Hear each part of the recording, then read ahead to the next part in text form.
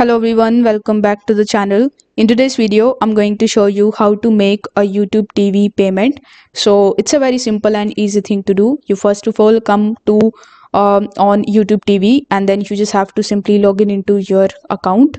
Now over here on the home page, you will be able to see the option of a start free trial. So once you click on it, you will be redirected on this page where you are going to get the 10-day free trial.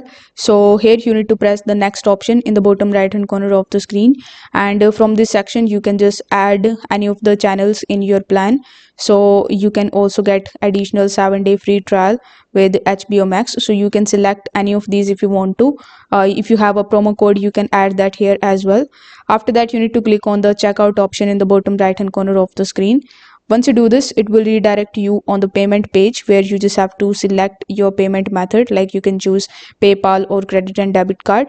Then you just have to simply provide the payment details and conclude your payment. This way you will be able to make your YouTube TV payment. Now if you want to just resubscribe for it, then you just have to simply come on the membership page, and from the membership page you can easily make the payments. So if this video helped you out, don't forget to like the video and subscribe to the channel. Thank you so much for watching.